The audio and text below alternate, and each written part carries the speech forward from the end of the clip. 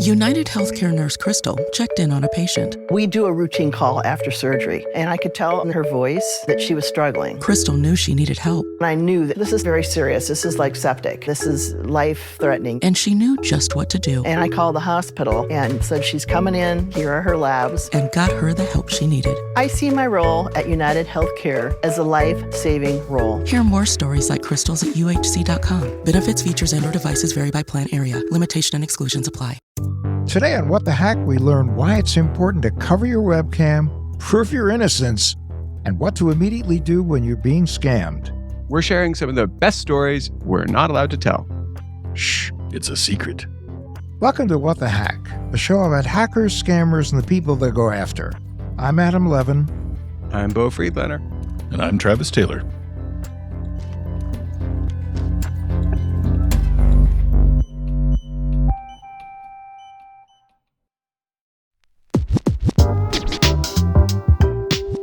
We get some, totally amazing stories, but sometimes the stories we get aren't the stories you hear because the people who tell us those stories are a little squeamish about going public. For sure. And I know of at least a couple. And it was so funny because when we brought up the idea of doing this episode, Adam, you were like, I don't think I know of any. And I immediately was like, what about blank? And what about blank? And you were like, oh, yeah. Yes, how quickly those stories recede into the fog. I think that you knew that you're not allowed to talk about them, so you didn't. But there's a way to talk about them, which is what this episode is all about. Travis, do you have any? Oh, yeah, a couple, definitely. All right. So with no further ado, we're going to start with Adam's story that he didn't remember that he had, featuring a very, very prominent news person for something that sucked that never happened. Correct.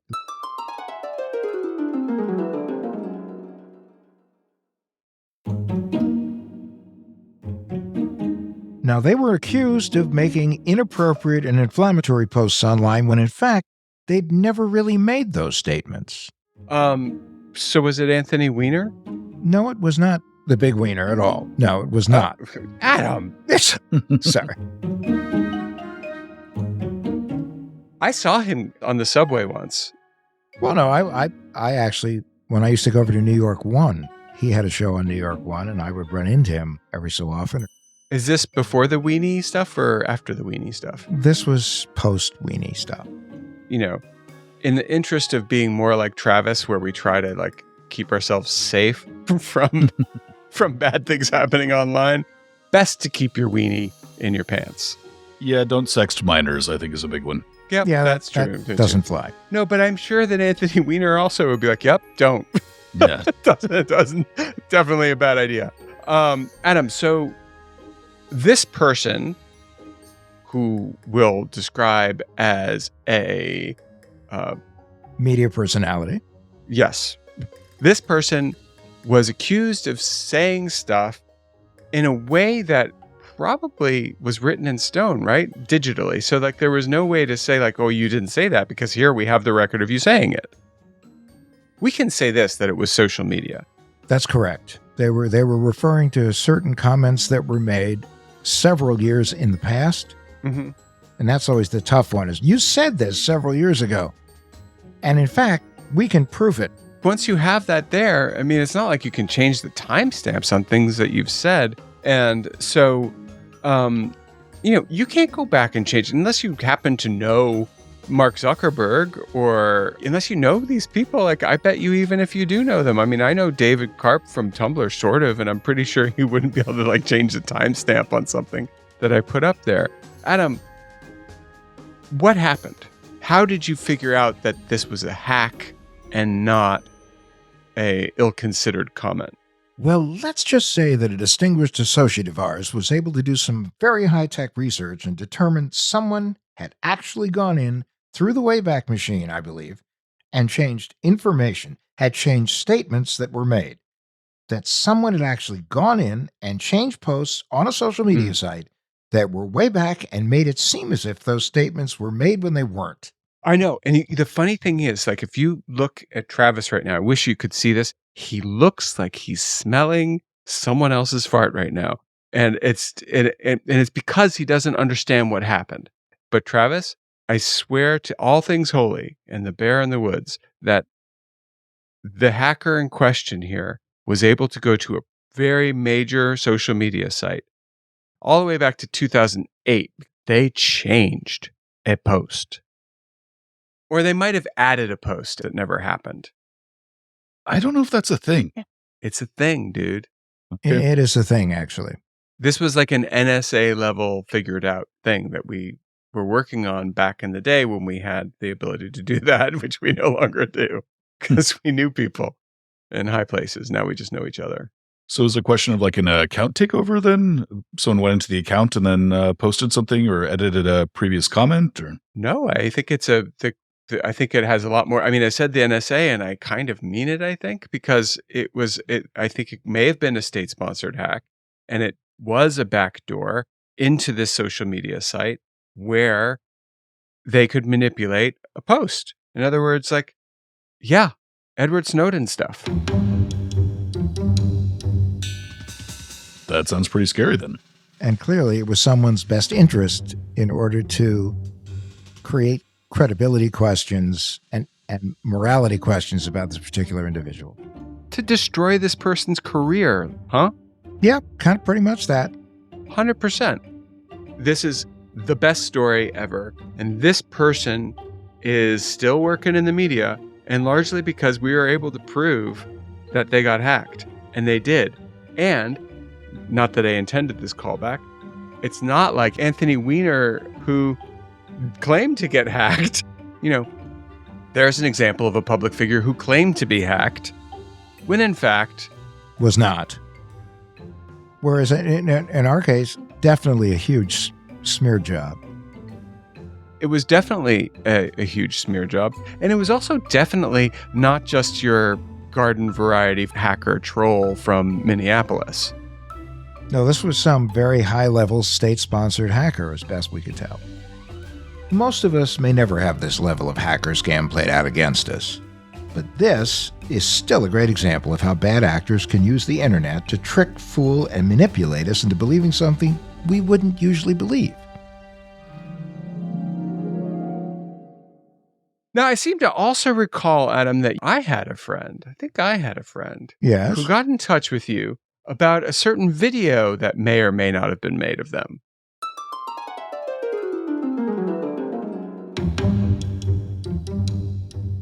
Oh, yes, that was one. And it was, shall we say, a tad risque. And he said he had a friend who, well, it basically floated along the lines of a sextortion scam. Yeah, and the guy involved, let's just say, the guy who brought it to us was a very high-ranking person at a gigantic financial institution. And I'll tell you what I think, Adam. I'm ready. I don't think it was his friend. I really don't. I think it was him. So what we're really talking about is someone saying, I have this friend who needs help. Yep, 100%. Now, so what was the help that he needed, just for our listeners? Because it was a little messy. Let's just say he was watching a video. Something was occurring in response to the video he was watching, and someone, unbeknownst to him, was watching this video react to the video. Oh, sir, you're misremembering. His video was on intentionally while he was doing the thing in response to the thing that was being done in front of him. I have no idea what's going on right now. Okay, I'm going to just rip the Band-Aid off. Please This do. dude was on a what do you call it when there's a woman on the screen getting naked and for money? Stripping? Yeah, but there's a thing. Anyway, there's like a What, service. was it like a that- movie or was it like an OnlyFans? No, kind it's of like thing? live. It's live. So Yeah, okay. a camera, like a camera girl. So Right. that's what it's called. And so But this was person, it a guy looking at a woman or a guy looking at a guy and responding to? it doesn't matter what floated their boat sexually, like man, woman, furry. It doesn't matter. the point is, it was a person on a site. There was a person interacting with a sex worker. Interacting. And they had their video on. And the person interacting with the sex worker had their video on. And they were recorded. So just in terms of what the beats of the scam were here, did someone contact them and say that they wanted money in exchange for not releasing the video? Oh, yeah. Yes. They didn't just want money, honey. They wanted a lot of money. Lot of money. Right. And Adam, if I'm not mistaken, money was given. I think $10,000 was given. That's right. Because the original concept was, give me 10,000, I'll go away. So the 10,000 was given, but they didn't go away. Wow, can you imagine that? Like, wow, if I were putting out fresh meat in my front yard every night, I bet you there would be coyotes out there. Yes, that's true. And the truth is... Oh, you mean literally fresh meat. Okay. Yeah. Yes. Well, I didn't mean that. No, and this is what, so yeah, he paid. They were like, cool. You know what I said about destroying the video? I did. Yeah, well, you shouldn't have believed me in the first place, but you did.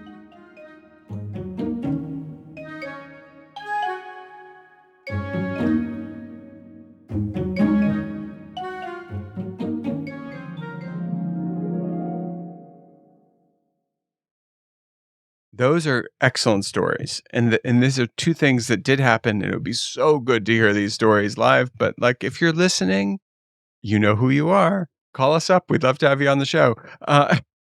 Travis, what do you have? A couple of them, but one of the main ones that stood out that I was really excited about having this person on the show. They work as a therapist, and they were with their kid and then got a phone call from someone saying, you were supposed to have been an expert witness in a trial. You didn't show up. Now there's a warrant out for your arrest.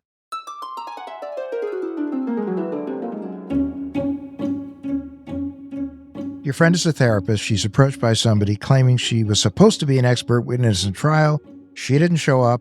There's a warrant for her arrest, and they're coming to get her. Yep. And then insisted on getting money to pay a fine of some sort. And so she was understandably freaked out. And since she had her kid with her, this guy, the scammer in question, started saying, I'm going to come and arrest you in front of your son. Oh my gosh. It's such baloney. Okay, so what happened next? She was really freaked out. I mean, she got a call out of the blue, and this person was being extremely aggressive with her, and being very threatening. And so, like, she was in a state of panic that we've heard any number of times before about scams. Like, a scammer is going to try to get your adrenaline up. And so she was really freaked out. And then, fortunately, her husband overheard what was happening and just said, like, just hang up. This is a scam. That gave her like just a couple of seconds to actually think about what was happening and said, like, oh, you're right. Yeah, this is complete and utter BS. But after she told me about this, I looked it up, and apparently it is not uncommon for people who work as therapists. Apparently it's something where you have someone and their job is to be empathetic for a living. So they're really going to, that makes them into a bit of a target. Usually if you work as a therapist, you're going to be publicly listed in terms of your practice, your contact information, and so on. And it freaked her out really badly. Well, is she someone who actually was called as an expert witness in trials? Because some therapists say, no, you can't get near me. I will never do a trial. Right. That's what I would say. Yeah, she had never worked as an expert witness. So what part of her thought that this might be true? I think it was just the abruptness of it. I think it was getting an unexpected call in the middle of the day when she was just out with her kid at a playground. And she got something from someone saying, like, you were supposed to have done this. You were supposed to have been here. That's against the law. There's a warrant out for you. And a lot of people, especially if they're kind of not expecting it, that'll just automatically get them pretty worked up. The person calling demanded $500 to be wired to them. Right on the spot. Yep. Just said, like, we can make this go away, but you need to send us money. And is $500 the grand larceny number? Shouldn't it be $499, or does it not matter in this case? I don't think it mattered in this case. Yeah. Okay. Well, it would sound weird if someone said, I mean, I realize we've had somebody on the show talking about $495, but Right. It's like, it would be kind of weird for someone to contact you and say, so listen, for $499.99, we'll go away. Yeah. I mean, yeah. And also, yes. Okay. So what else do you have? Because that one's pretty straightforward. There's another one that we had of someone who reached out to us, and he had been targeted by what's called the cartel scam.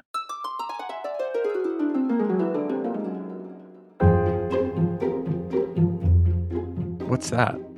It's where he was interacting with what he thought was a woman online, and then got contacted by someone saying like, hey, you're messing with my girlfriend. Also, I'm in a drug cartel, and we're going to kill you if you don't give us X amount of money. Okay, they got me there. That Yep. got me. I'm done. Okay, where do I send the money? Yeah. Well, what they did as a follow-up, though, is they sent him really, really gruesome pictures of people being murdered. And footage of people being murdered, saying like, this is what's going to happen to you if you don't pay us. But it's just like random, like, faces of death stuff. From what this person was saying, it looked like it was actually footage of real victims of cartels in Mexico. Awful. It's the same thing in both cases, though, because that's something that will get you panicking. That if someone just says, check out these dead bodies. There's a guy getting his head cut off. Now give me a few $100. But now, hold on. Try that on me right now. Go ahead. Adam, you're the guy from the cartel. Okay. I have a girlfriend. I know you're communicating with my girlfriend. And just, by the way, stop. And I happen to be the member of a cartel. And I'm going to chop you up in small pieces. But maybe, if you send me some money, maybe I'll go away. You talking to me? I'm talking to you. You know what you just reminded me of, though? What? You know that there's a movie in 1999 called True Crime. And there's this great line where James Woods turns to Clint Eastwood's character as he's leaving. And he goes, because they don't like each other. And it's not clear why they don't like each other. And James Wood turns to Clint Eastwood and goes, stop f***ing Bob's wife. He doesn't like it. but but the thing is, like, I don't think that there's any there in the scam, the cartel scam, except for the fact that I could see myself falling for it. You could. Yeah, weirdly, yes. Well, it's tricky, too, because it's not something where someone says, like, hey, give us money, and then they just go away if you don't. They were being very, very persistently targeted. Well, it's traumatic, too, to be sent those pictures. Yeah, so, like, every time you go online, you're just getting something saying, like, hey, by the way, here's another person getting murdered. Give me money. Plus, remember, also, it's not very easy to prove a negative. Right. Like, it wasn't me. How many times have you heard How do you know people it wasn't you, though, Adam? How do you know you weren't just talking to your friend who happened to be a girl who happened to be this guy's girlfriend, and it was perfectly innocent, but this guy happens to be Tony Montana, and he's ready to cut you a new asshole? Well, the famous line in New Jersey when I was growing up is if a couple walked in and it was a beautiful woman and you looked at the woman, the first thing the guy would do, he'd turn to you and go, what are you looking at? And you'd go, obviously, I'm looking at your girlfriend and you're with a beautiful woman, which means you want us to be looking at your girlfriend to say, boy, are you a lucky guy. Oh, excuse me, Adam. If you said that to me, that is where I take out my 9mm, I do a huge bump of cocaine, and I blow you away. Wow, that's a lot of TMI there, my friend. Yeah, that got dark pretty quick.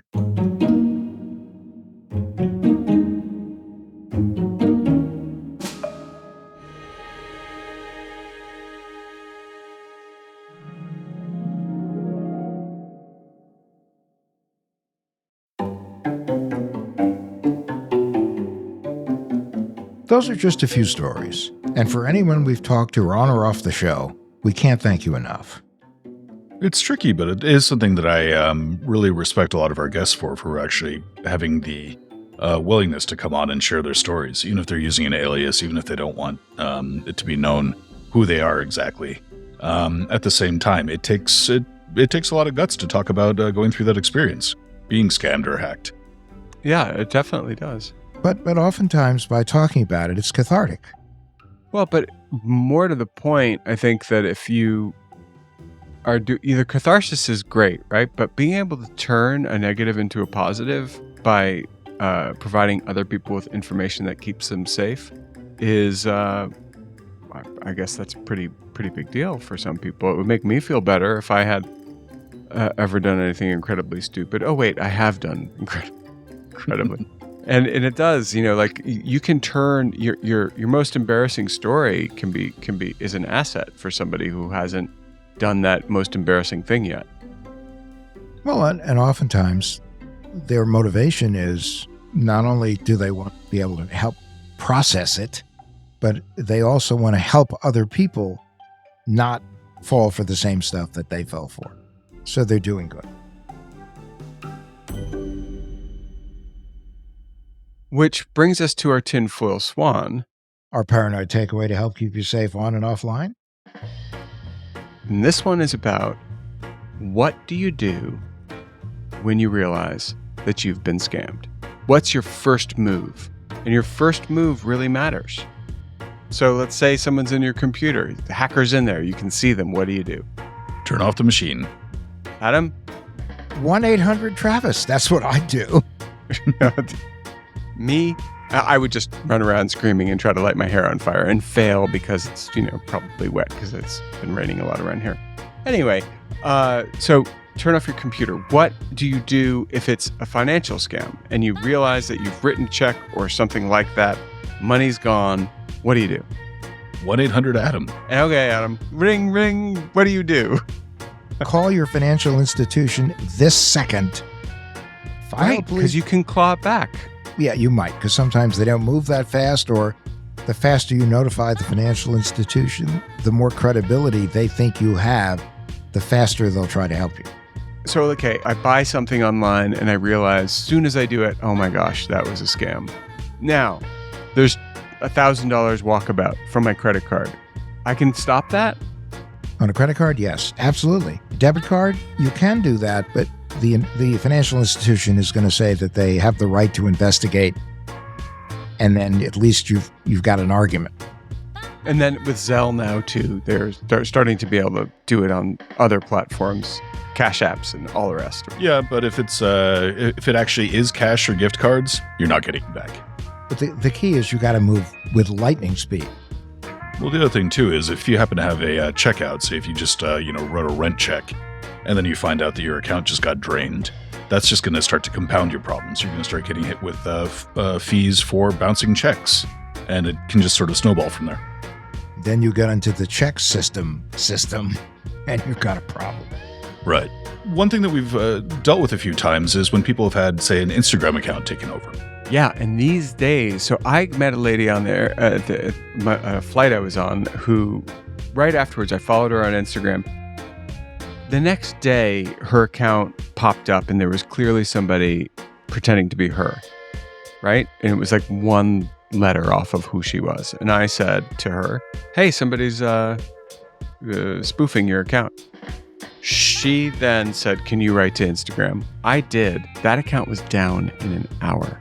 And the only reason I think it happened was because I saw it the minute they posted it. It was literally up.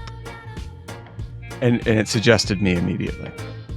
With the spoofed account, it's something where, especially if you're dependent on that for your livelihood, you can experience a loss of credibility. Your entire career could get damaged. Yeah. You'll lose followers. Yeah, and a spoofed account may seem like, well, people know it's not me. They don't. And a lot of damage can be done to your reputation in the process. So what the cool thing now is, again, it's speed. Instagram will take it down if you get on it right away. Yeah, because the other issue is if you allow it to linger and they just start sending out all kinds of horrible things that you supposedly said, it could take you a long time to recover from that.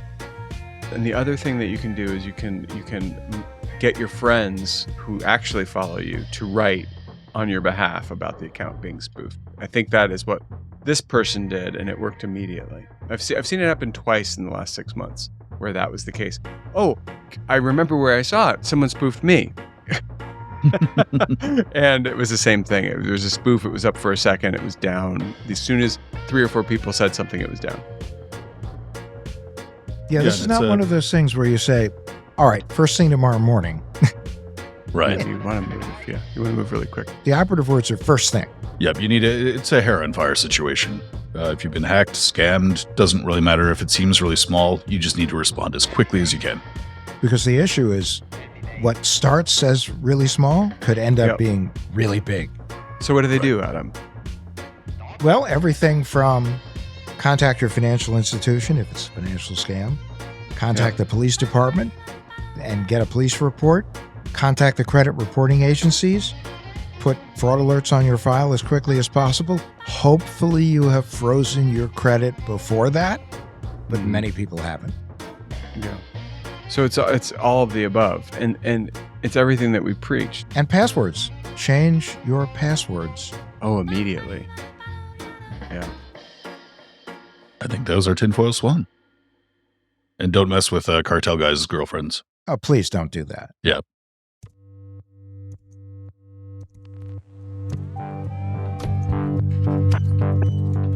What the Heck with Adam Levin is a production of Loud Tree Media.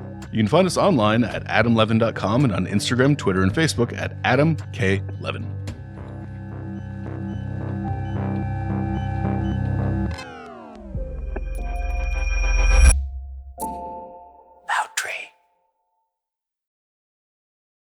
Behind every empire are the people history tried to forget.